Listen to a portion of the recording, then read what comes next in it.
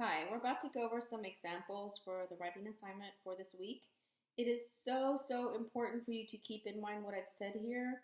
You should go ahead and read it and then reread it after you hear all these videos. But I really want to emphasize that in the example submission, the sample submissions that I'm going over, that I presented in writing to you, that they focus on a different unit and a different topic.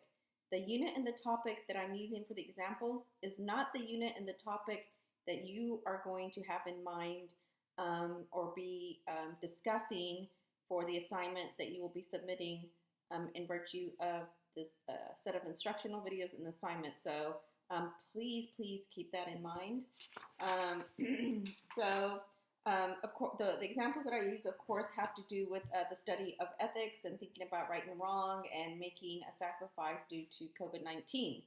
Of course, when you do this kind of writing task, you are going to be cognizant and aware of the fact that you are responding to the threads that I posted about whether or not you could establish with certainty any claims made by the Trump administration, and hence you'll be keeping in mind the fact that we are exploring epistemology during our last unit together, and you'll keep in mind that knowledge is that epistemology is concerned with knowledge, with belief, whether some of our beliefs can count as knowledge, the definition for knowledge, and all the other good stuff. So keep that in mind, please.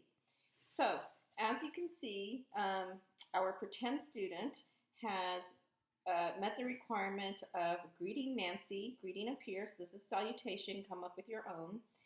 Then they have a great transitional sentence that gives a preliminary or gives a gist of the topic to be presented in terms of two original responses. And then you can see they say, here are responses, and then they say, the topic of our responses is basically this. So that's a really cool thing that I would look very well on, perhaps meriting some points. Notice how the student was very clear, the writer is very clear about who's being quoted when. I prefer that you italicize the quotes to make the quoted material stick out better. And also notice how I've done a 10-point indent font.